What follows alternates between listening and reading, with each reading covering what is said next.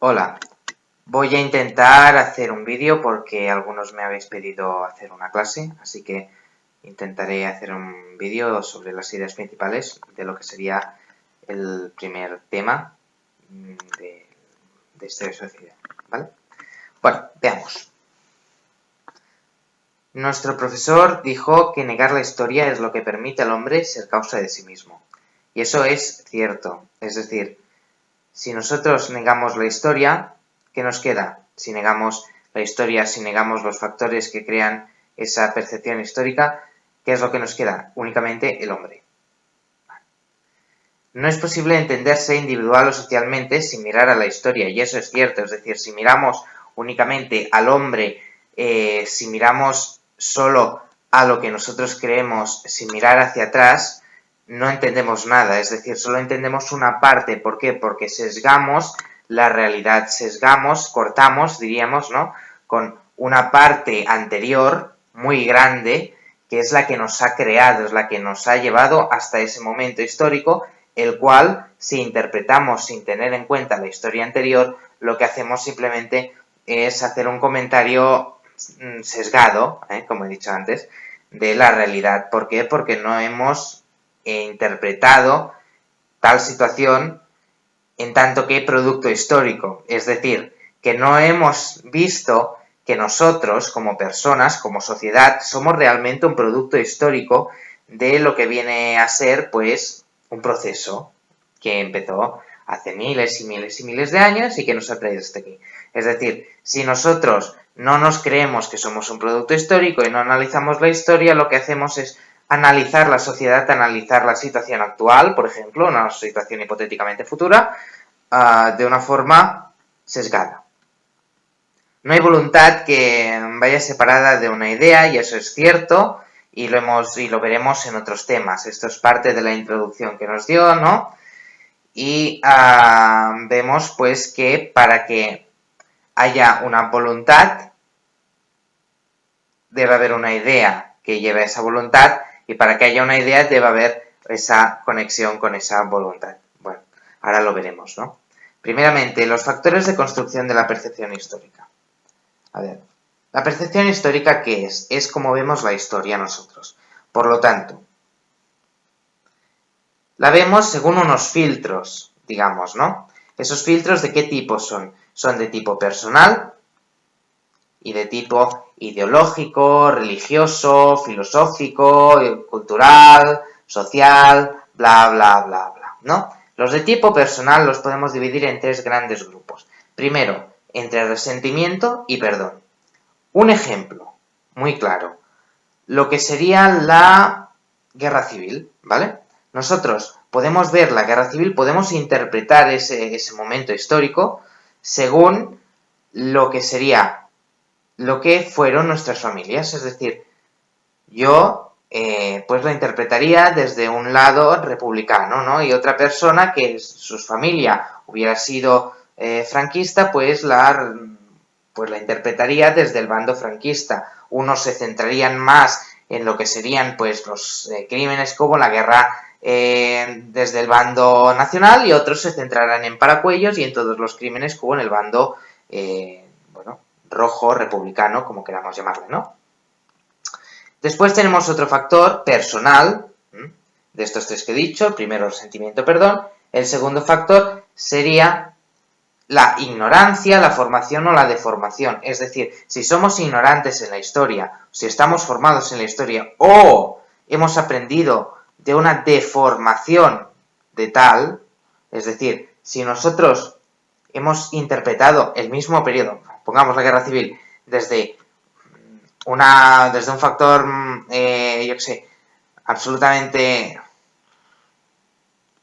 sesgado por nuestra ideología, es decir, cambiado, lo vemos desde una manera diferente a lo que fue por culpa de nuestra ideología, pues lo que hacemos es deformar este proceso histórico. Por lo tanto, tenemos aquí otro factor, ¿no? La ignorancia, la deformación, y antes de la deformación, evidentemente, la formación. Y el tercer factor y último de estos factores personales, que serían los desórdenes emocionales, morales y psicológicos. a ver, si una persona psicológicamente actúa rectamente, si una persona obra rectamente, piensa rectamente, verá las cosas de otra forma, ¿vale?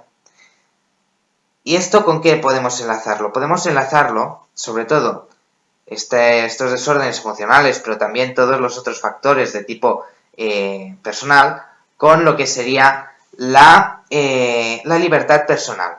Es decir, nosotros tenemos una libertad como hombres.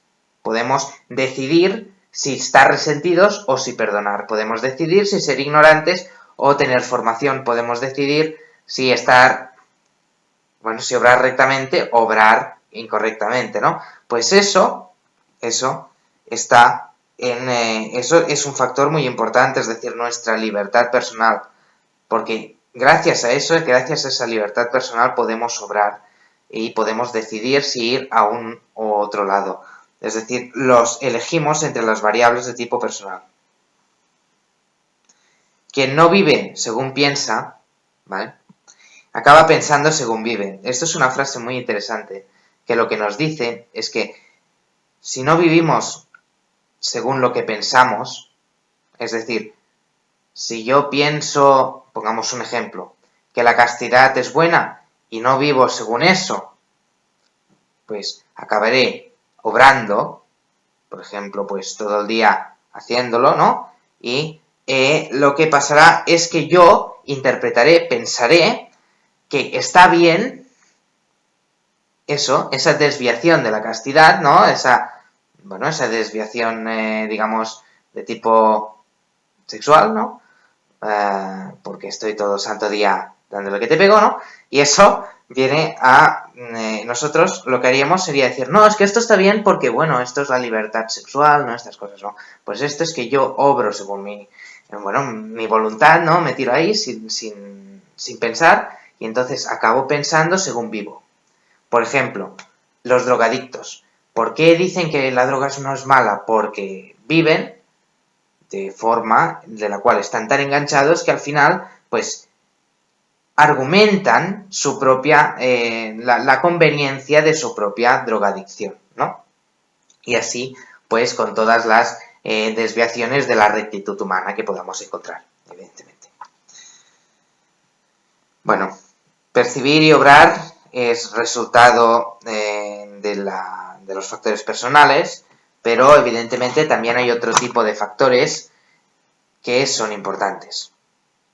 Además, dentro de estos factores personales, el factor intelectual es el más importante, es decir, esa libertad personal, esa libertad de pensar, ¿no? Pues nos lleva al factor intelectual, que es que nuestras emociones, nuestros pensamientos, nuestro intelecto es el que al final nos ayuda a percibir de una manera u otra, ¿no?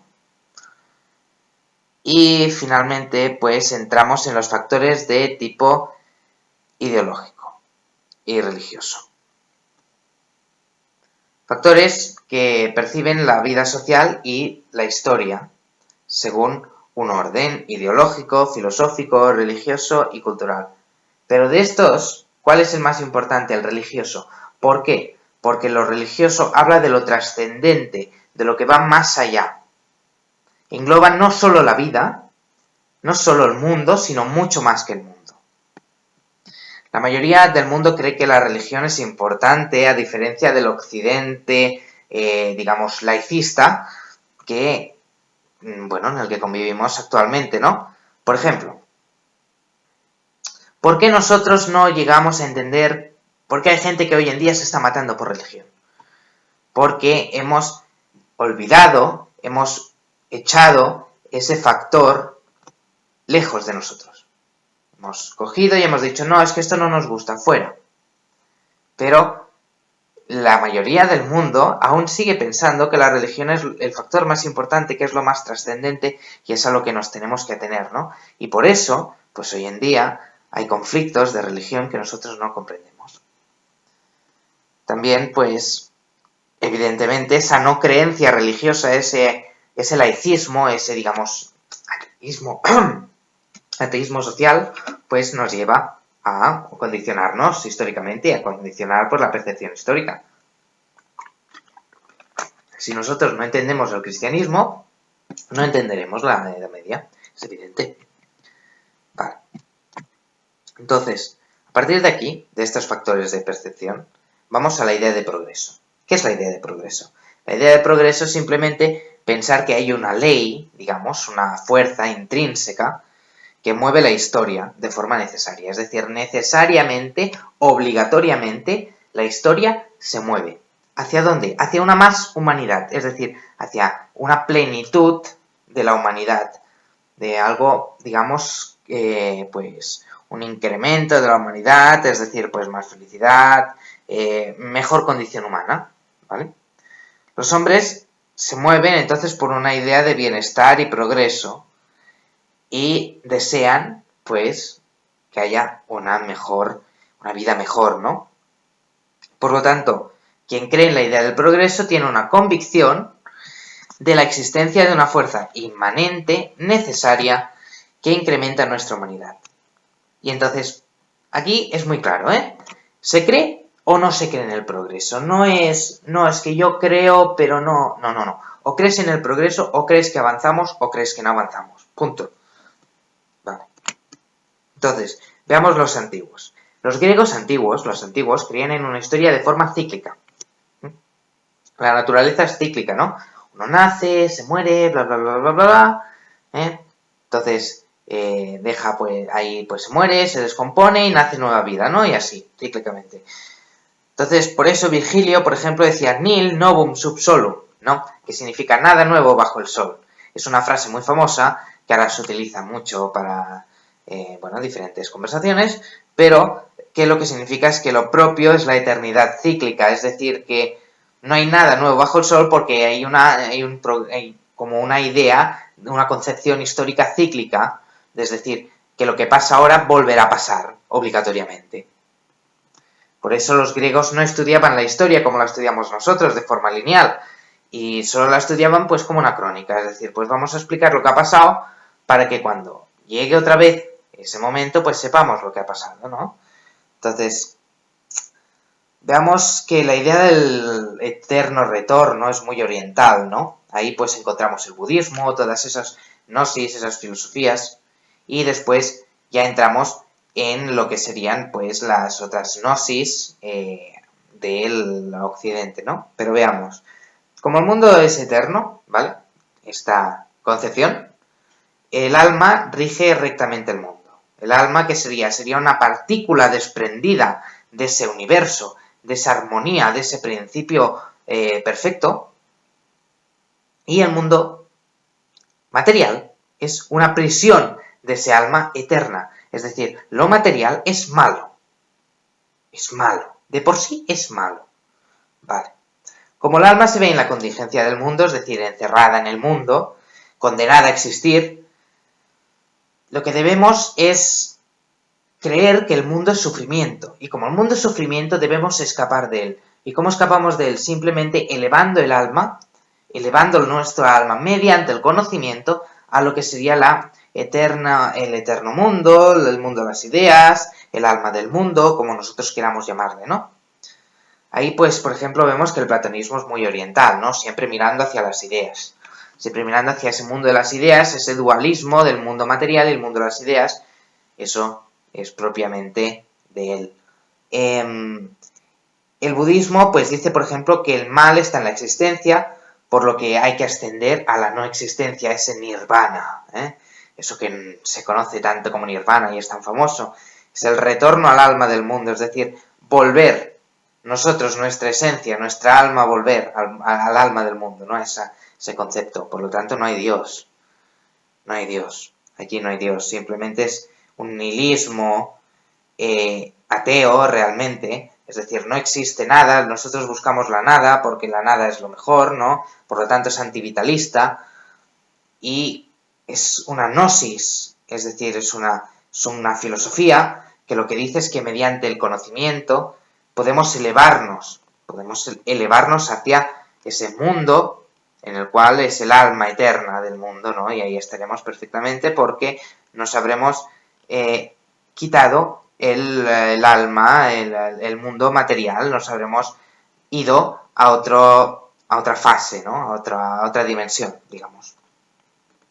En Occidente ha existido gnosis también, han existido, por ejemplo, la más famosa es el catarismo. El catarismo dice que al principio había un dios bueno o espiritual, es decir, Elohim, y un dios malo, Yahvé, ¿vale? Entonces, Yahvé robó el espíritu y lo puso en la materia. Algo del espíritu divino, ¿no? Y lo puso en la materia. Entonces, ¿qué es la materia? Es mala, es producto de Yahvé, es algo que debemos destruir, ¿no? Eso decían los cátaros. Es algo diabólico. Diablo, en realidad, significa separar, ¿eh? La ley es la creación perversa para mantener sometido el espíritu a la existencia material, es decir, es algo malo que nos mantiene atados a la carne es mala de por sí, ¿no? Entonces, hay que elevar al hombre mediante la gnosis, mediante el conocimiento, y someterlo a las tesis. Esto lo buscáis en internet y os informáis más, ¿eh? Por ejemplo, la propiedad privada es mala, porque esto lo ha creado Yahvé. Las leyes del hombre son malas porque nos retienen en el mundo. El matrimonio es malo, por lo tanto, oye, pues entonces matrimonio caca, los hijos pues los tengamos con los que queramos, destruyamos el mundo material, que es lo malo, ¿no? Y bueno, había lo que se llamaba los perfectos, que eran las personas que morían por inanición, es decir, morían por dejar de comer. Dejaban de comer porque comer es material y es material es malo. Entonces dejaban de comer. Después pues había lo que serían, bueno, toda la barbarie que podemos imaginar, ¿no? Pues eso se cometía simplemente porque el mundo material es malo. El catarismo fue muy combatido por el cristianismo y también por los jefes políticos, ¿no? Los caudillos políticos que había en la zona, porque evidentemente era una gnosis que lo que hacía era destruir la realidad del mundo, es decir, la estabilidad que había, a diferencia de lo que podíamos pensar que era el cristianismo, ¿no? Que era una religión estable en la cual pues mantenía más o menos el orden. Vale. Veamos aquí, pues que esta gnosis, esta idea del mundo de que no hay progreso, ha ido pasando a lo largo del tiempo y ha llegado, por ejemplo, actualmente al ecologismo, por ejemplo, al malthusianismo, ¿no? Entonces, lo que pasa es que hay una inversión de la realidad antropológica. Pensamos, hay gente actualmente, bueno, ecologistas, que piensan que el hombre es un cáncer para el mundo. Esto es una inversión de la realidad del hombre, ¿no? El hombre es bueno, pues ellos piensan que el hombre es malo, ¿no? Entonces, hay un cierto panteísmo, ¿no? Un equilibrio, una armonía, este orientalismo, en lo que sería el ecologismo. Lo vemos mucho, ¿no? En la armonía del mundo tenemos que respetar los animales, estar en armonía con ellos, en equilibrio, ¿eh? Un eterno, un infinito, algo perfecto, ¿no? Algo que se rige por un alma del mundo, por algo espiritual, ¿no? Como un principio bueno. Y el hombre es el malo, aquí es el que destruye todo. Por lo tanto, lo que hay que hacer es controlar demográficamente al hombre. ¿Y cómo lo controlamos? Pues ahí. La manera más práctica de controlar al hombre es no hacerlo, básicamente. Es decir, que el hombre sea casto. Pero ¿qué pasa? Que la castidad es algo muy cristiano. Y es algo que se hace para otorgarle a Dios, es como un regalo, ¿no? Es como que tú lo que harías es ofreces, te entregas a Dios, ¿no? De alguna manera. Por lo tanto, es un amor a la existencia. Y como estas ideologías tienen mucho de gnosis, de concepción nihilista, antivitalista, sobre todo estas teorías filosóficas nihilistas que han venido y que han alimentado el ecologismo, lo que nos traen es, pues que, evidentemente, la castidad es mala, pero no queremos tener hijos, por lo tanto, favorecemos la anticoncepción, pero favorecemos el sexo.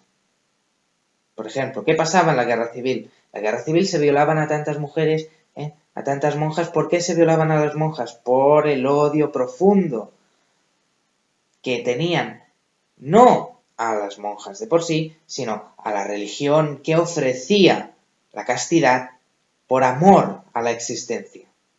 Eso es importante. Entonces, aquí vemos como la concepción cíclica de la historia pues nos otorga una especie de, digamos, destino al cual el hombre debe ordenarse, un destino como conocimiento, como logos, ¿no? Una idea de eternidad, que todo prevalece, por lo tanto, ¿para qué vamos a hacer nada? ¿No? Y en esta filosofía, sobre todo, tenemos que ver dos conceptos, ¿vale? Un concepto positivo, que es el espíritu, el alma, ¿vale?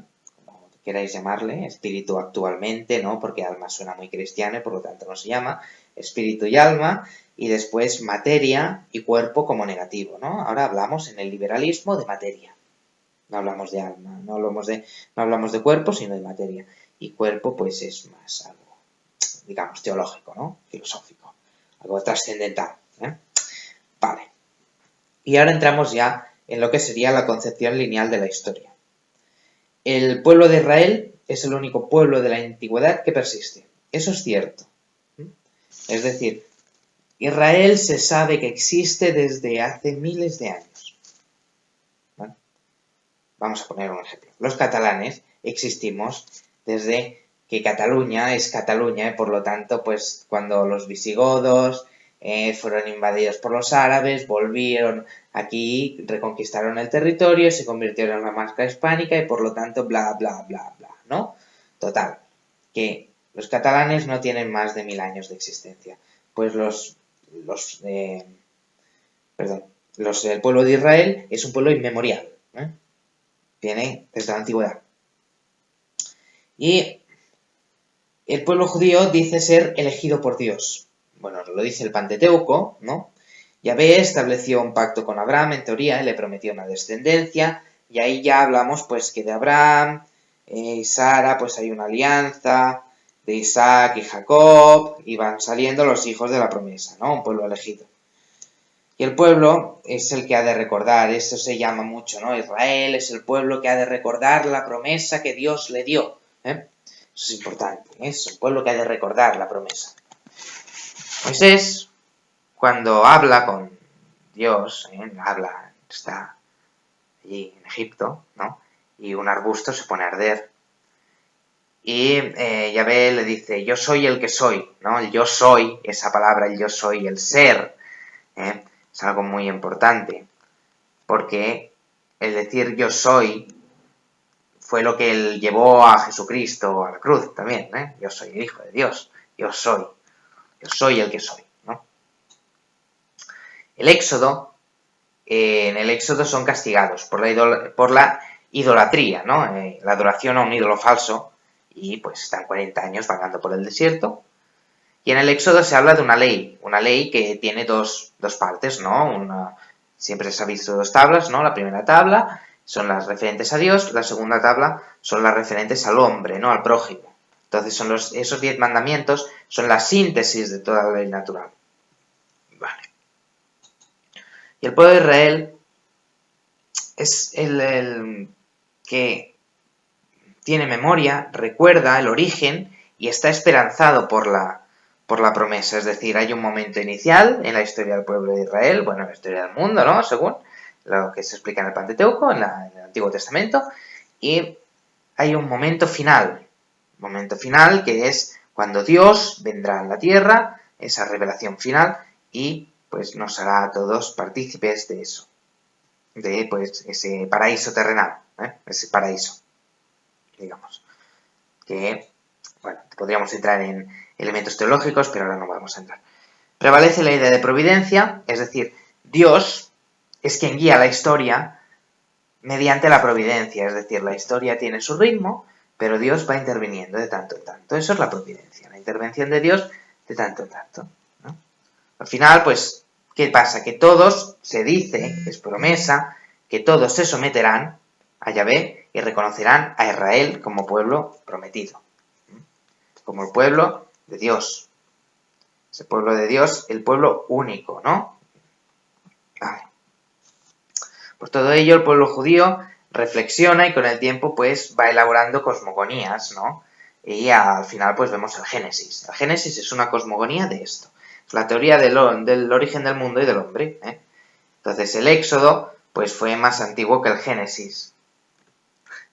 Es extraño, ¿no? Pero es así. El Éxodo fue más antiguo que el Génesis. Es decir, el Génesis vino después, cuando reflexionaron y crearon su propia cosmogonía. O sea, el Génesis no es absolutamente real, ¿vale? Es una forma de explicar a la gente cómo se creó el mundo, Vale. Porque hay gente que dice que no, que la Biblia es mentira porque el Génesis es algo absurdo. No, es que ellos intentaron explicar su propia cosmogonía, eso es el Génesis. No hay que creérselo a pie de la letra. Pero la historia que nos explica en el Génesis es muy bonita. Y, bueno, vemos que Dios creó el mundo de la nada, Por lo tanto, la importancia no está en la nada, sino en el ser. Dios le importa el ser, no la nada. En 7 días, ¿no? Pues crea el mundo, en el 7º crea el hombre, ¿no? Y, fijaos, coge la tierra y le sopla, ¿no? Y sale, bueno, coge barro de la tierra, ¿no? Y sopla, y sale Adán. Adán, que significa hombre. Y Eva significa mujer, ya está, Adán y Eva, hombre y mujer. De ahí viene la creación. Y de una costilla del hombre, pues sale Eva, ¿no?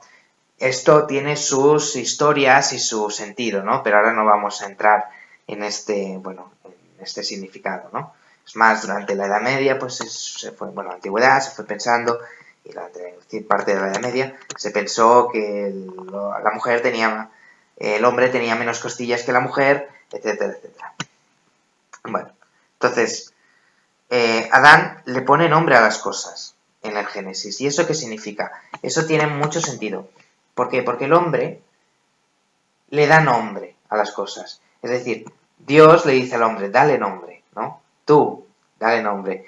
Ellas, las cosas, ¿no? Son menos importantes que tú porque tú le estás dando nombre. Entonces vemos aquí una jerarquía, ¿no? Dios, el hombre, las cosas. Dios, el hombre, el mundo. El hombre está por encima, ¿no? Del mundo. Entonces, si en un todo ordenado, ¿no? El hombre, pues está por encima. Y por eso le tendría que hacer caso. Pero ¿qué pasa? Que la antigua serpiente, ¿no? Después del pecado original, pues hace daño y entonces se rompe ese orden. Vemos que en la Biblia, bueno, en el Antiguo Testamento, se dice la antigua serpiente. Antigua. Antes de la creación del hombre ya estaba la serpiente.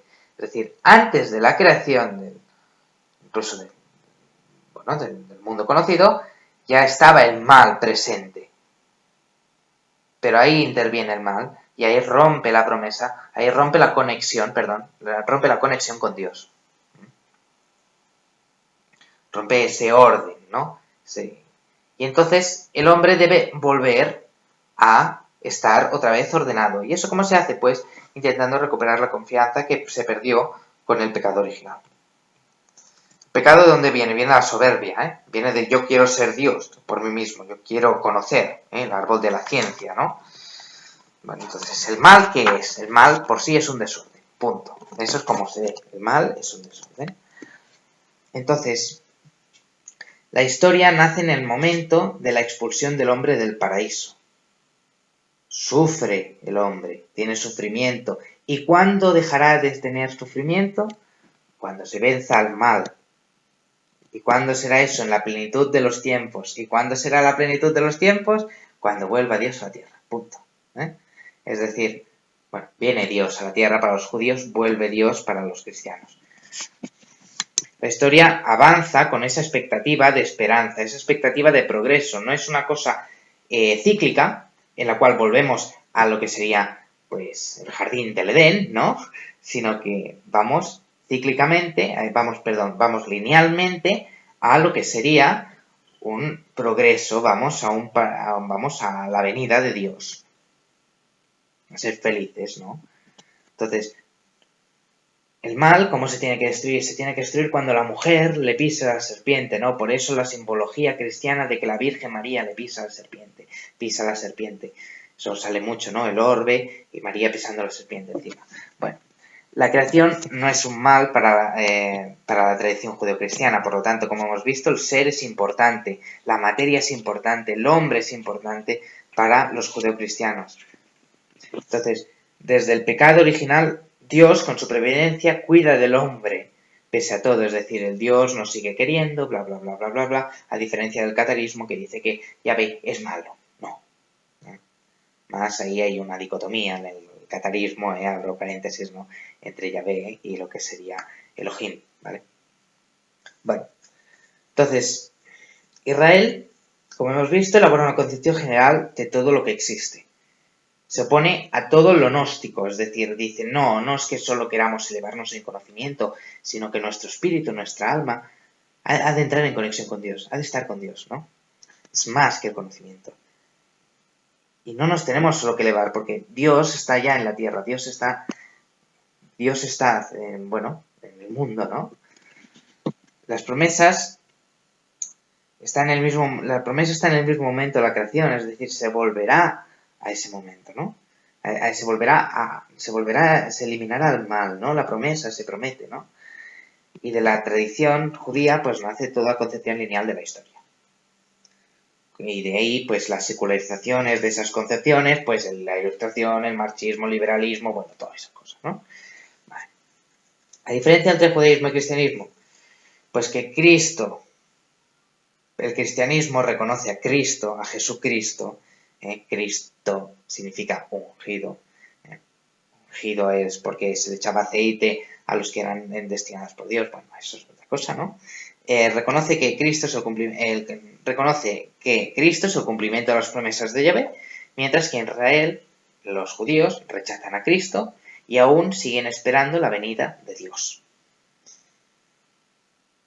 Por lo tanto, el cristianismo por Israel se contempla como una secta desviada, ¿vale? ¿Qué pasa? Que nosotros, los cristianos, lo que pensamos, bueno, lo que piensa el cristianismo, ¿no? Es que Israel no es... o sea, que Dios ya ha venido, pero tiene que volver a venir. Hay una segunda venida de Jesucristo, ¿no? Hay una segunda venida de Dios, con la cual ya estaremos todos bien, será el final de los tiempos, ¿no? Apocalipsis. Pues entonces, esa venida de Dios es la que los judíos también llevan esperando, pero nosotros, pues, nos viene a 2 veces. Es algo curioso, ¿no? Pero es así, ellos lo rechazan absolutamente, como que hubiera venido de esa forma pobre, esa forma indigente, necesitada, esa forma humana de Dios, ¿no? Y ellos para eso, que Dios se hiciera carne, era un desastre. El cristianismo afirma, por lo tanto, que Jesús es Dios mismo, 3 personas en un solo Dios verdadero, en la Santísima Trinidad, la concepción trinitaria, que eso es algo muy interesante, que nos dice que hay 3 personas, es decir, 3 seres de naturaleza racional, individuales, ¿no?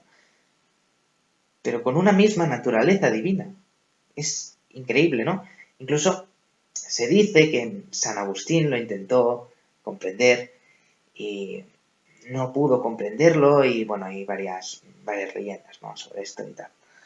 Entonces, para los judíos es blasfemia que Dios se haga hombre. La carne es lugar de salvación y por lo tanto Dios está salvando. No necesita carne, ¿no? Entonces, María, ¿qué significa para los cristianos? María, para los cristianos, para la historia, para la cosmogonía cristiana, es una nueva Eva y alberga a Dios en su mismo seno. Eso, la concepción, es, otro de los misterios cristianos. De los creyentes, pues nace la iglesia, que viene de ecclesia, en el griego, no me acuerdo, eclesia también creo que es, y que lo que significa es asamblea. Uno se hace cristiano, ¿cómo se hace cristiano uno? Haciéndose otra vez hijo de Dios, ¿no? Entonces naces de nuevo. Con el bautismo naces de nuevo, es decir, eres otra persona, eres la misma persona pero nacida de nuevo en el seno de Dios, en el seno de su familia, que es la Iglesia.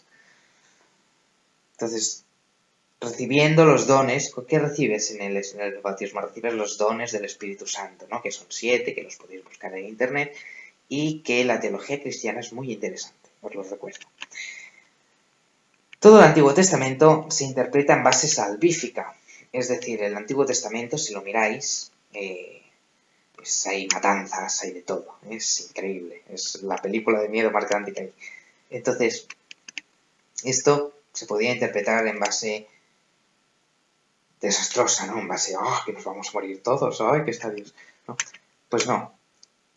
Se interpreta en base salvífica, es decir, el temor de Dios no se interpreta en base de ten miedo a Dios, sino que lo respetes por ser Dios, porque Él te va a salvar, que es muy diferente. Entonces, esta concepción lineal en la que al final hay una salvación, en la que al final siempre está el bien, ¿no? Esta historia sucede algo que, en la historia sucede algo al aparecer Cristo, ¿no? Es una irrupción para los cristianos, es decir, la historia pues va avanzando, ¿no? Esperamos al Mesías y los cristianos se nos aparece el Mesías, que es Cristo, es Jesús, es, Dios mismo, se nos aparece, es una irrupción en la historia de Dios mismo. Entonces, todas las secularizaciones de la vida, de la historia judeocristiana, están precedidas por esa irrupción, por alguna irrupción que puede ser una revolución o puede ser cualquier cosa. Por ejemplo, en el marxismo, ¿no? Todo va así hasta que llega un momento en que hay una revolución. Esa es irrupción de la historia de un Mesías, ¿no? En caso del marxismo, pues el pueblo es mesiánico. Pues pasa esto, ¿no? En el cristianismo, pues es Dios mismo, ¿no? Evidentemente. Y esta idea judeocristiana es la que se interpreta en todas las demás concepciones de la historia, ¿eh? Esto es muy importante. Además, vemos, por ejemplo, en este ideal lineal, ¿no? Frases, sentencias que dijo el mismo Jesús. Es decir, el alfa y el omega, yo soy el principio y el fin, ¿no? Esto que, creo que se dice en el Apocalipsis, pues vemos que hay un orden, ¿no? Y que evidentemente hay una creación, hay un pecado original, hay una expulsión del paraíso, pero hay una salvación. Entonces, este vínculo con Dios, que hemos explicado antes, Dios, el hombre, la naturaleza, el mundo, como queráis llamarle, pues se interpreta como que se hace mediante la razón y la confianza. Es decir, el vínculo con Dios se puede recuperar, pero hay que expulsar el mal. Hay que expulsar el mal de nuestros cuerpos, hay que expulsar la tentación, hay que expulsar todo esto. ¿Para qué? Para recuperar a Dios, ¿no? Pues esto es lo que, en clave secularizada, es lo que el marxismo pues habla de expulsar la propiedad, es lo que el liberalismo habla de expulsar las normas, ¿no? Es expulsar el mal para poder volverse a conectar en un orden, en una armonía, ¿no? Esa armonía cristiana, digamos. Entonces, una ley pues no puede sustituir la conducta libre humana, pero a veces puede ayudar, ¿no? Las leyes sirven para conducir pedagógicamente al hombre, ¿no? Las leyes son pedagógicas, ¿no? Ordenan al hombre a esa disposición, esa recta disposición del hombre hacia el bien común, ¿no? Pues aquí pues sería lo mismo, pero en clave cristiana. Entonces, el hombre convive en la materia, el hombre es material, y eso no es malo. El hombre en el cristianismo, que sea material, es bueno. Y esto, pues, poco a poco se va transformando en una aceptación de lo material y en una negación del alma. Que es lo que vemos en el materialismo, que aboga Marx, que aboga, Bentham, que abogan toda esta gente, ¿no? La causa de la salud del cuerpo, evidentemente, es la salud del alma, bla, bla, bla. Entonces, vemos aquí algo muy curioso. Las otras civilizaciones no desarrollan el arte tanto como la cristiana, la judeocristiana. ¿Por qué? Porque el arte se ha desarrollado por amor a la belleza, a lo material, a diferencia de las otras concepciones que, como no han tenido amor a lo material, no han desarrollado arte. ¿Veis? Es curioso, pero es así. Es decir, el amor a lo material, el amor a la materia, que solo se ha desarrollado en el judeocristianismo, es decir, la cultura judeocristiana, es lo único que es la única cultura que ha desarrollado el arte suficientemente. ¿Por qué? Por amor a lo material, puramente. Entonces, lo más bueno para los judeocristianos, para los cristianos en este caso, ¿vale? Pongamos cristianos y así acabamos antes, es el trabajo y la vida, ¿no? Por lo tanto, es lo material también. Lo material es muy importante, no solo el alma. Existe además, pues, lo que sería en la doctrina cristiana, que el pensamiento de que si simplemente amas, simplemente rezas, estás dejándote la parte material, ¿no? Es decir, siempre hay que relacionar estas dos partes porque van unidas, el duplex homo, ¿no? Que hablamos en Santo Tomás. Así pues, el pueblo de Israel cree que algo intervendrá en la historia, ¿vale? Por lo tanto, hay tres características. Hay un desorden, es decir, en la creación ha habido un desorden, un mal que ha sucedido. Hay una promesa, esa promesa es que se restaurará ese bien, y hay una providencia, es decir, Dios, desde fuera, ayuda de tanto en tanto, ¿no? Entonces, para todas las antiguas religiones hay algo que guía el orden del mundo, ¿no? Y para los judíos, pues en ocasiones interviene. Para los judíos y los cristianos, ¿no? En este caso. Por lo tanto, ¿hacia dónde avanza el orden? ¿Hacia dónde avanza la historia? Esa historia lineal, recordemos, hacia la plenitud, paz, justicia, etc. El momento central de la historia, entonces, ¿cuál será? La llegada del Mesías, ¿no? O sea, para los cristianos la segunda venida, para los judíos, pues la primera, ¿no? Entonces, Cristo, para los cristianos, es la acción de Dios sobre la historia. El judaísmo, pues, interpreta el cumplimiento material de las promesas de Dios y el cristianismo interpreta el cumplimiento material y también espiritual, es decir, un cumplimiento absoluto. Y bueno, Europa, así pues, es el único lugar donde se ha creído la teoría lineal de la historia. Los otros pueblos hacen una autojustificación, ¿no? Pero los occidentales tienen una concepción de unidad con el mundo. Eso es extraño, ¿no? Todos somos hermanos, todo esto. Esta concepción judeocristiana también se interpreta en la historia como una unidad, ¿no? Como que no solo es mi país, sino que estoy unido a toda la sociedad. Y la idea judeocristiana de la historia se ha ido transformando, como veremos en posteriores vídeos, en secularizaciones, es decir, transformaciones de una idea religiosa a una idea puramente laica, puramente laicista, es decir, que, a ver, la definición exacta pues sería atribuir al tiempo lo que proviene de lo eterno, es decir, pues atribuir lo que viene de la religión a lo que viene a lo humano, ¿no? Entonces, pues esto se ha hecho en el marxismo, en el liberalismo, en concepciones como Freud, también, en la explicación que hace Freud de bueno, la existencia del hombre, ¿no? Etcétera. Bueno, pues muchas gracias.